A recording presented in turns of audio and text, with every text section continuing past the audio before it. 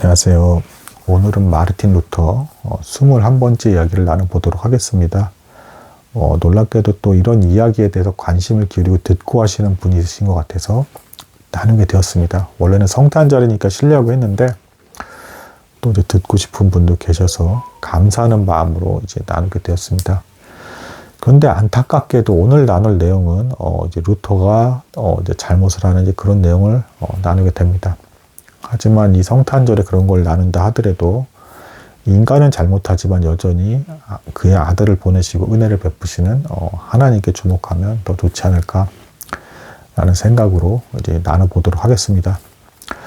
오늘의 핵심 주제는 도대체 루터는 왜 이렇게 말년까지도 스트레스를 받으면서 괴로워하면서 종교개혁을 진행할 수밖에 없었는가, 그거에 대한 이야기입니다. 뭐가 이렇게 힘들었는가. 물론 젊었을 때 수사 시절 때는 너무 고행을 심하게 해서 삐쩍 마르고 피골이 상접해서 언제 죽어도 모를 것 같은 그런 모습이었지만, 루터가 결혼하고 나서는 이제 이 아내가 너무 훌륭한 아내였고 경제력까지도 지닌 아내였고 이 모든 걸 너무 잘 처리해줬기 때문에 심지어는 비대해지고 살까지 찌게 된다, 루터가.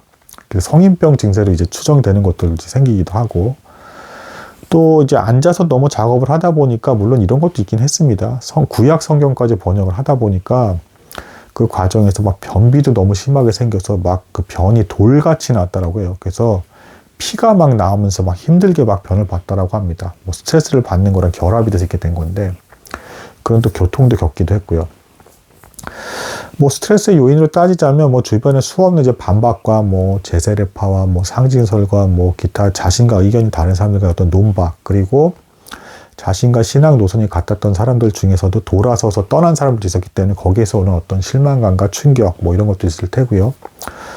또한 루터는 비텐베르그 지역을 반경 40km를 벗어난 일이 뭐 로마에 이제 간 일이랑 몇 번 그걸 제하고는 없습니다. 그 이유가 뭐 이제 다니기 싫어하는 사람에서 여행을 싫어해서 그런 게 아니고, 종교개혁의 아이콘으로 뜨고 나서부터는 이 사람이 그 비텐베르크 반경 40km 이내를 밖을 나가게 되면 이제 그 제후의 보호를 받지 못하는 지역으로 가게 돼요. 그런데 그런 곳을 가게 될 때는 황제의 안정권이 없고서는 이제 누구한테 죽임을 당해더라도 보호를 받지 못하게 되는 그런 상태였던 겁니다, 루터는.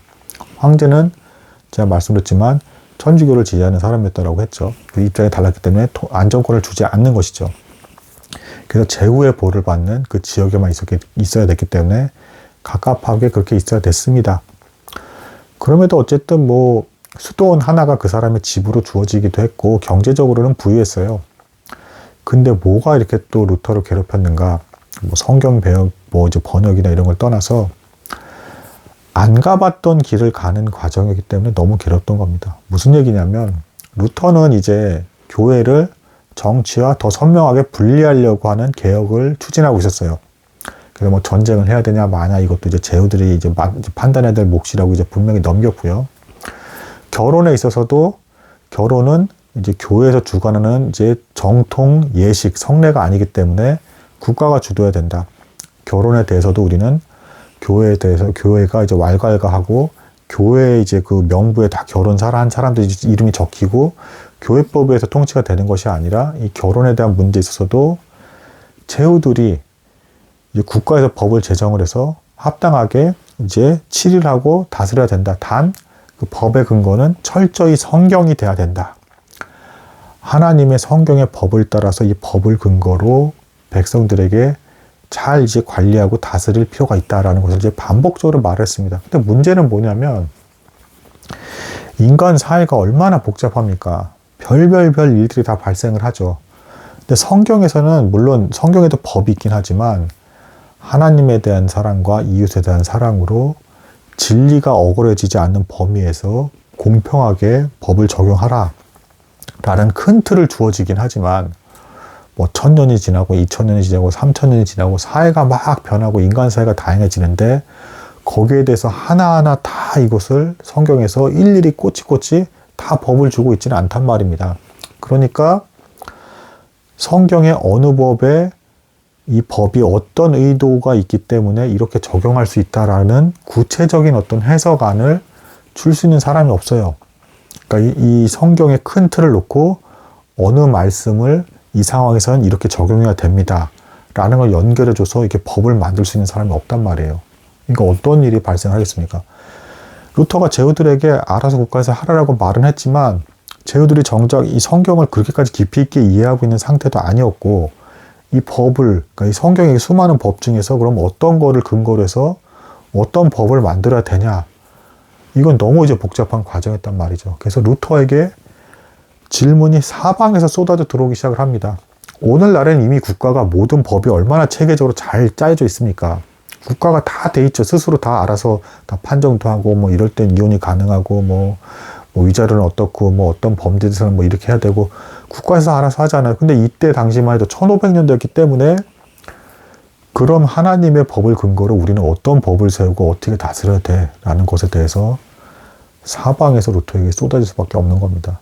그럼 이 과정에서 루터는 일일이 다 답을 해주기 시작을 했는데, 심지어는 나라에서만 물어보는 게 아니고 개개인의 사람들까지도 그럼 교회에서 뭐 이걸 답을 안 해준다라고 한다 그러면 국가 어느 조직에 뭐 답을 구해야 됩니까? 뭐 저는 그럼 어떻게 됩니까? 이게 막 쏟아져 들어오는 거예요. 근데 얼마나 바빴겠고 정신이 없고 기준을 만드는데 압박감을 느꼈겠습니까?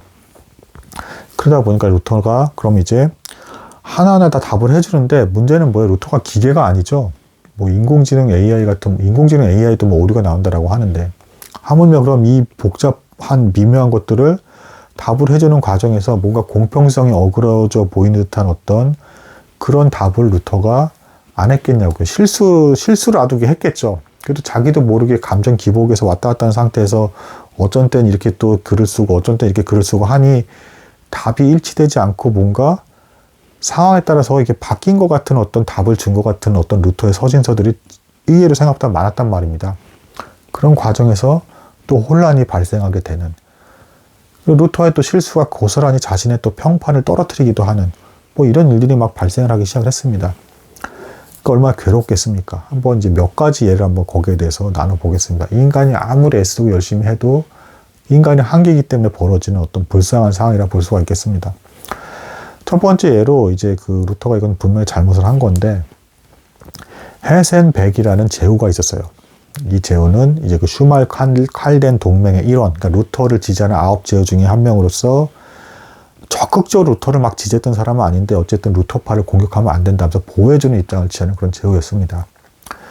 근데 이 헤센백이 어떤 단점이 있었냐, 이 사람은 지나치게 성욕이 강했다. 그래서 이때 당시에 이제 17세 어떤 소녀를 사랑하게 됐어요. 이 헤센백이라는 이 제후가. 근데 문제는 뭐냐면 본처가 있습니다. 자, 이때 당시 1500년대에서 사랑하는 여인과 이제 어떤 잠자리를 갖고 이제 계속 함께 있고 싶으려면 뭐 동거나 이런 것들도 당연히 허용이 되지 않았고요. 오직 결혼한 사람하고만 잠자리를 갖고 어떤 이제 성적인 부분에 있어서도 해소를 할 수가 있어서요. 루터는 그리고 또한 루터의 신학사상의 어떤 내용 중에 하나는 물론 이제 결혼의 목적이 성욕 해소 그 자체에 있는 것은 아니고 이건 부수적인 부분이긴 하지만 어쨌든 하나님께서 정당하게 성적으로 성욕을 해소할 수 있게끔 만들어 주신 제도는 결혼이다. 이 입장을 취했어요. 그래서 결혼 외에 다른 형태로 성적인 어떤 것을 시도하는 것은 간음이고 문란한 것이다. 그런 입장을 취했습니다. 1500년대이기도 하고, 그리고 또 오늘날에도 여전히 교회에서는 결혼을 통한 어떤 것만이 이제 옳은 것이다라는 입장을 취하고 있습니다. 그건 성경에서 분명하게 이제 나오는 바이기 때문에. 근데 어쨌든 이 제후가 그래서 문제는 이제 뭐냐면 어느 정도까지 갈등을 하게 됐냐면 그 17세 소녀를 사랑하게 됐는데 그 이 제후도 어느 정도는 성경을 알고 있는 것이고 그 시대의 분위기도 알고 있는 것이고 근데 자신에게 분명히 본처가 있어요. 그러니까 그 소녀를 함부로 사랑할 수가 없는 것이죠. 근데 그 소녀를 포기하지도 못하겠어요. 이 성욕이 절제가 안 돼서. 그래서 심지어는 성찬식에까지도 이 제후가 참여하지 않게 됩니다. 그 양심에 어떤 거스르는 큰 죄가 있고 어떤 마음에 어려움이 있으면 원래 교회에서도 이제 그 성찬식에 참여하지 말라 그래요. 그러니까 이제 거룩하고 경건한 생활을 하는 중에 주님과 연합이 되는 어떤 그 예식을 받아들이는 겁니다. 근데 이 제후가 자신의 양심에 갈등이 생기니까 성찬식에 불참하게 됩니다. 이건 그러니까 제후가 성찬식에 불참하게 되니까 많은 사람들에게 다 주목을 받게 되고 도대체 무슨 일이냐 라고 했더니 그 제후가 17살의 소녀를 사랑하고 있었던 것이죠. 그리고 문제는 또 뭐냐, 이 소녀의 어머니가 또 있을 거잖아요. 이 어머니가 제후에게 또 이렇게까지 얘기를 합니다. 내 딸과 잠자리를 갖고 싶으면 반드시 결혼을 하셔야 됩니다. 결혼하지 않는 남자와 내 딸이 잠자리를 갖게 하는 것을 절대 허락할 수가 없습니다. 이런 입장을 또 그 어머니가 취합니다. 그러니까 이 헤센백이라는 이 제후가 마침내는 루터에게 고민 상담을 청하기 시작합니다. 서신서를 보내고 뭐 이렇게 합니다. 그러다 마침내 만나요. 만났는데 여기서 이제 묘한 어떤 입장차가 발생을 합니다. 루터는 이 만나서 대하는 과정을 고해라고 생각을 했어요. 이제 헤센백이라는 사람이 자신한테 고해를 하는 것이다.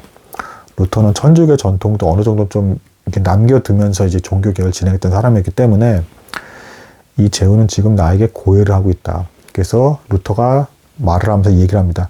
지금 우리가 나눈 얘기에 대해서 절대 밖으로 외부로 발설하지 말라라는 걸 많이 강조를 했습니다. 어쨌든 헤센백은 여기서 고민을 얘기해요. 내가 그 소녀를 너무 사랑을 하는데 이미 나는 본초가 있는 상태이고 그래서 결혼을 하는 거 외에는 달리 방법이 없는데 결혼할 수가 없다. 그때 나는 그 소녀를 도저히 포기하지 못하겠다. 이 성적 욕망이 너무 강하다. 어떻게 하겠느냐라고 솔직하게 얘기를 했어요. 그랬더니 루터의 신학의 어떤 특징인데요. 인간의 성욕을 인간이 제대로 절제할 수 없다라는 것을 인정을 합니다. 그래서 반드시 꼭 결혼하라고 하는 거예요, 루터는. 그래서 심지어 성직자들까지도 루터는 다 결혼하라고 합니다. 인간의 성욕을 그렇게 컨트롤할 수 있는 것이 아니기 때문에 반드시 아내를 두고 정당하게 해소를 하라는 것입니다.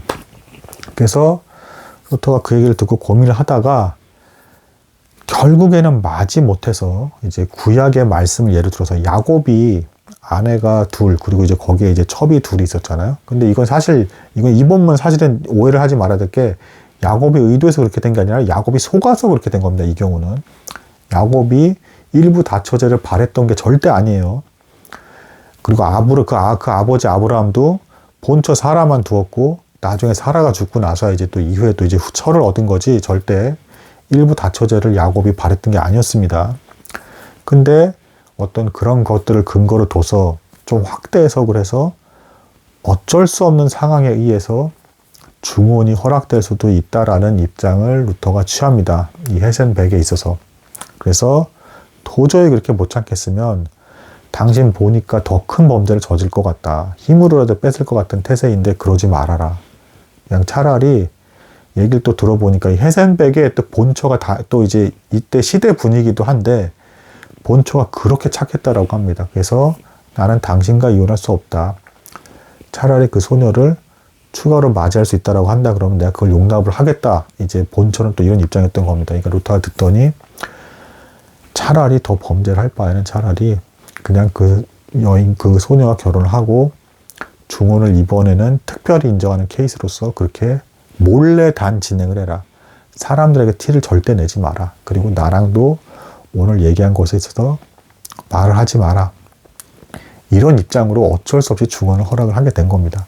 근데 이게 엄청나게 일파만파로 문제가 이제 발생을 하게 됩니다. 왜 문제가 되냐면 만남이 끝나자마자 헤센백은 신나서 이 17살짜리 소녀와 결혼을 하게 되고 이것을 주변에 이제 막 떠벌리고 다니는 거예요. 그리고 숨길 수도 없죠. 재우니까 다 눈에 띄는데 루터가 허락을 해줬다. 이거를 공경하게 막 말을 한 겁니다.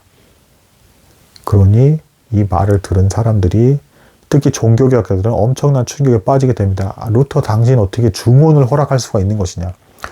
이전에 루터가 또 다른 사람들에 대해서는 중혼을 허락하지 않았어요. 그러다가 헤센백, 이 제후한테는 또 중혼을 허락을 하니까 당신 권력에 굴복한 것이냐, 타협한 것이냐, 당신을 보호하는 어떤 제후라고 그럴 수가 있는 것이냐 라고 루터에게 사람들이 막 따지고 공격하기 시작했고 루터는 아니다, 나는 그런 말을 한 적이 없다라고 부인합니다. 근데 이 루터가 이거 부인한 것은 자신의 양심을 속인 게 아니라 난 고해를 들어줬다. 고해를 들어주는 건 비밀이거든, 철저히. 그래서 나는 이 부분에 대해서 아는 바가 없다라는 입장을 취합니다. 근데 이 헤센백이라는 사람은 끝까지 공격을 한 공적인 장소에서 루터에게 당신이 허락하지 않았냐고 하면서 심지어는 책자까지 냅니다. 그 일이 있었던 것에 대해서. 그래서 나는 이 결혼이 정당하다. 그래서 다른 제후들에게도 중원이 이렇게 이루어질 수도 있는 것이다 라고 하면서 떠벌리고 다니게 됩니다. 이러니 루터가 얼마나 난처해지고 스트레스를 받았겠습니까? 나중에 헤센백이 루터의 제자인 멜랑이톤과 뭐 친구인 부처도 불렀는데 그 자리에서도 루터가 나의 중원을 허락해줬다는 걸 막 떠들고 다녔다라고 하고, 이것에 대해서 들은 루터의 지지자들은 너무 창피해서 얼굴을 들 수가 없었다라고 합니다. 루터는 실수이기도 하고요. 또 이게 또 애매했던 문제가 뭐냐면 헨리 8세 문제가 또 있습니다. 참 다 동시대입니다. 헨리 8세 아내 캐서린이 있었죠. 첫째 아내입니다. 그리고 이제 그때 당시 이제 첩이 없었어요. 그러니까 이것도 이제 함부로 이제 첩을 막 두면 안 되는 거였어요. 왕조차도 그 성경의 어떤 가르침 때문에. 근데 이 헨리 8세가 이렇게 주장을 하는 겁니다. 이 결혼은 무효다. 내 지금 아내 캐서린은 내 이제 정식 아내가 될 수가 없다. 나는 후처를 얻어야겠다. 나 따로 아내를 얻어야겠다. 나는 앤을 사랑한다. 두 번째 아내가 앤이죠. 근데 뭐 천일의 앤 아주 유명하죠. 그 천일 만에 헨리 8세의 사랑을 받다가 천일 만에 오히려 죽임을 당하죠. 목에 뱀을 당하는 끔찍한 일이 벌어지죠. 그리고 이제 이제 딸인 이제 엘리자베스 1세가 나중에 여왕이 되죠. 뭐 이때 뭐 참고로 뭐 헨리 8세 이제 변덕이 아주 대단했죠. 뭐 처음에 이 앤 불린에 대해서 뭐 검은 머릿결에 뭐 긴 목에 뭐 다 아름답다고 하면서 뭐 칭송하고 난리를 하다가 나중에 버릴 때쯤 될 때는 뭐 미역 뭐 검은 머리가 미역 무슨 뭐 같아가지고 뭐 아주 추하고 뭐 목도 이상하게 길어가지고 또 막 온갖 비난의 말을 날렸던 아주 변덕에 죽kur었던 어떤 그런 왕입니다. 근데 의외로 영국에서는 헨리 8세에 대한 평이 전반적으로 좋아요.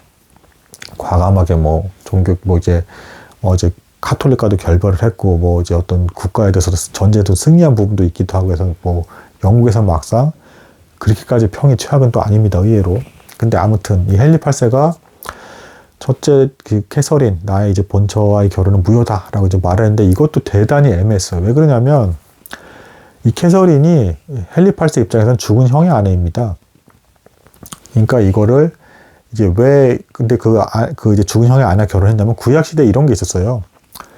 형의 아내 그러니까 이게 형수가 있는데 그 이제 형수의 남편 그러니까 형이 죽게 되면 이 형수가 아이가 없으면 동생이 대신 받아다가 결혼을 해서 이제 그 가문을 잇게 하는 그 형의 가문이 끊어지지 않게끔 그렇게 해주는 그걸 허락해주는 어떤 그 구약시대 율법이 있습니다. 신약에서는 그런 게 없고요. 근데 이게 왜 있는 거냐면 사실은 이 법의 의도도 그때 옛날 사람들 기준에서는 대가 끊긴다는 것은 신의 저주를 받은 사람이었어요. 그때 기준의 분위기에서는. 그래서 그렇게 동생이 대신 받아서라도 동생이 어떤 씨를 받아서 가문이 연결되게끔 하는 하나님의 은혜의 방편이었지 이후의 시대까지도 다 그걸 적용하려는 의도가 아니었어요. 근데 어쨌든 이때 당시에는 성경 해석이 아직 제대로 완성이 됐던 시대도 아니었고 모호한 어떤 해석들이 존재했기 때문에 그렇게 이상하게 적용이 된 것이죠. 어쨌든. 그래서 어쨌든 캐서린과 헨리 8세는 결혼했습니다. 근데 헨리 8세가 형의 아내였고 이건 무효다. 이거 근친상간 아니냐. 또 이렇게 물고 늘어진 겁니다. 그랬더니 이 천주교에서는 듣다가 하긴 근친상간이긴 하다. 그래서 무효라고 할 법하다라고 했더니 루터는 또 여기에 대해서 아니다. 어쨌든 결혼을 한 것이기 때문에 하나님의 섭리로 결혼한 것이기 때문에 그걸 이제 헤어질 수 없다. 또 이런 입장을 또 취합니다. 그러니까 헤센백에서는 죽음까지 허락했던 사람이 헨리 8세에 있어서만큼은 또 이혼 또 이제 거부하게 되는 루터가 참고로 이혼에 대해서는 좀 더 관대한 어떤 법을 적용했던 사람입니다. 근친상간에 대해서는 더 이제 타이트한 기준을 적용을 했고 근데 막상 또 헨리 8세에 대해서는 또 반대라는 입장을 취하게 되는 그래서 나중에 헨리 8세와 이 루터가 있던 어떤 작센 지역과 이 부분에 대한 어떤 교섭이 있어서 굉장히 불리하게 또 이제 작용을 하게 되는 어떤 이런 일이 발생을 하게 됩니다. 잘한 일도 있습니다. 이것까지만 말씀드리겠습니다. 그러니까 얼마나 이 하나하나를 다 통제하고 다 판단을 한다는 게 얼마나 애매했겠습니까? 잘한 일도 또 있어요. 어떤 제후가 이제 어떤 또 여인을 사랑하게 됐는데 이게 제후 밑에 있는 어떤 힘이 있는 사람이 어떤 여인을 사랑하게 됐는데 이 여인이 남편이 있던 여인이었던 거예요. 이 남편을 꼬투리를 잡아다 감옥에 가뒀습니다. 그리고 이 여인에게 압박을 했습니다. 너가 나와 잠자리를 가지면 남편을 놔주겠다. 이때 당시에 비일비재하게 있던 또 아주 사악한 어떤 그런 일이기도 합니다. 그래서 이 여인이 몰래 받아줬어요.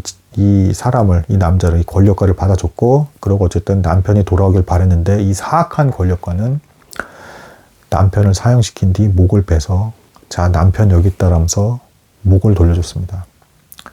이 일이 독일에 조용하게 또 일파만파 또 이제 퍼지게 되었고, 루터에게까지 이걸 어떻게 해야 되겠습니까? 라고 또 묻는 일이 발생을 했어요. 여기에 대해서 루터가 대노를 하면서, 그 권력가는 이 여인과 잠자리를 가졌으니 이제 부부관계다. 끊을 수 없다. 결혼을 무조건 시키고, 이 여인의 아이가 있었습니다. 그 권력가의 모든 재산은 이 아이가 다 상속을 받게 해라. 그렇게 하고 그 권력가는 다음날 죽여버려라. 뭐 이렇게 해서 실제로 이게 처형이 벌어지고 또 이제 정의가 이제 회복이 되게 되는 또 뭐 이런 일도 있었습니다. 어쨌든 루터는 이렇게 방대한 어떤 판단에 있어서만큼도 갈등을 받으면서 틀린 판단이 나왔을 때는 사방에 또 공격과 비난을 받아야 되는 그런 묘한 처지에 놓이게 되었다. 뭐 한 가지 또 치명적인 게 또 하나 더 있긴 한데 이건 나중에 나누도록 하겠습니다. 이거는 나중에 히틀러에게까지 또 연결이 돼서 히틀러가 또 악용하게 되는 또 좀 그런 묘한 부분이 있어요. 하지만 이게 루터가 나쁜 의도라기보다는 루터는 루터대로의 어떤 소신을 가지고 자신의 어떤 신학적 입장에서 그걸 해결하려고 했던 그런 문제였습니다. 근데 주변에 보는 사람들은 이게 공평해 보이지 않고 일관되지도 않아 보이는 것들이 막 발생을 했고, 루터가 실수한 것도 있기도 하고, 그러면서 묘한 어떤 스트레스를 받을 수밖에 없는 그런 일들이 발생했다라고 이제 말씀드릴 수 있겠습니다. 오늘은 여기까지 하도록 하겠습니다. 감사합니다.